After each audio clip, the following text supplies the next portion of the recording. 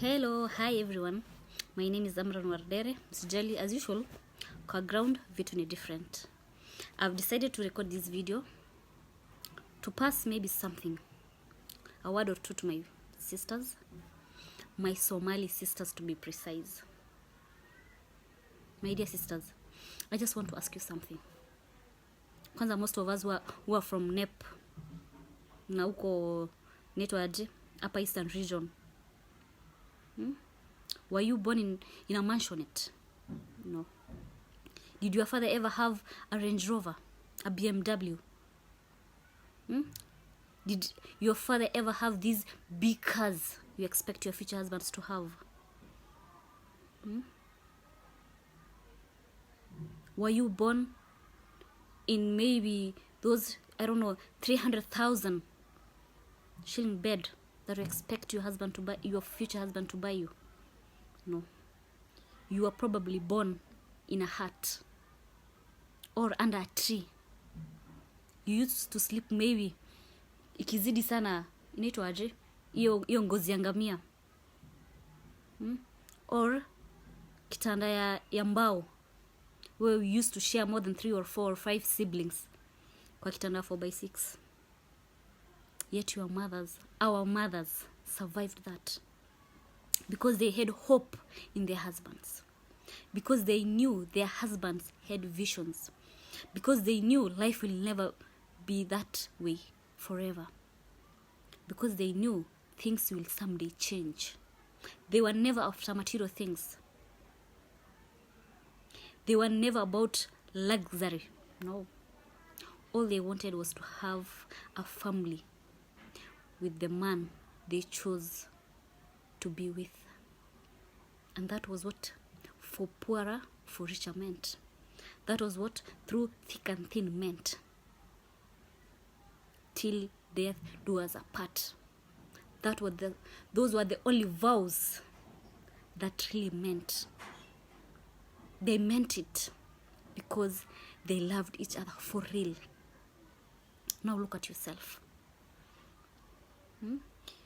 Ulikuja kuona gorofa refu ama nyumba ya mawe ama hiyo gari BMW, unasema 20 plus years after you were born. You just came recently to town, maybe at most a year or two, and here you are. Maybe after a friend tutored you, akakufunza kupaka makeup na kuvaa abaya expensive. Ushaanza, I want a rich husband. He has to buy me a car. My wedding has to be done in a hall. It has to cost 2 million, 3 million.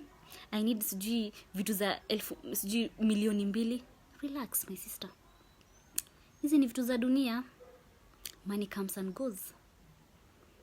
Money comes and goes. Happiness doesn't lie in money. Happiness doesn't lie in material things, my sister. How many expensive weddings have you attended? How many nice, elegant houses have you gone to? Are they still there? Probably 80% of them are not there anymore. And if they are there, they're living a life full of, unhappiness. Yeah? Look at your friends who are married to rich guys. There is no peace in that house. They're not happy anymore. They just wish they could just quit and be free again. But because they don't want the society to judge them, some of them just want to stick around. Those men who are rich, they leave their houses at maybe 4 a.m. Come back at 12 a.m. tired. They don't want even to look at you. You can spend with your husband the same house, on the same bed for months without even him touching you or even looking at you, because he's running after money. The money that you forced him to look for. But look at people who are living just simple life. Who are happy and contented with the little that God has blessed them with. They are happy. having families, having children, enjoying life. So my sister, please lower your demands. Lower your demands, my sisters. Lower your demands. Don't glorify Zinna. Don't force our young brothers, our young men to engage in Zinna. Don't force them, because they can no longer afford you. They can no longer afford having halal marriages, because you guys are too expensive. And now that you are too expensive and rich men are very few, you end up sleeping with every Tom, Harry and Dick. And what does that make you? A cheap slut who is selling herself.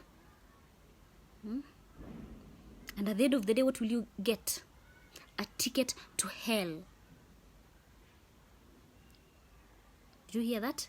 You'll just get a ticket to hell, because you're doing things that are forbidden. You're making our young brothers sin. You're making the life of our young men unbearable. You're forcing them to do things that they didn't want to do. Please stop it. Please stop it, my dear sister. Stop it. Sit down. Reason with yourself. Start life from the scratch. And pray to God. Things will work out. No condition is permanent. As much as you just try to look for a man who is hardworking, who has visions, and support that guy. Support him. Be his pillar. And one day, one time, you'll be somewhere. Trust me. You won't regret. So lower your demands. Thank you.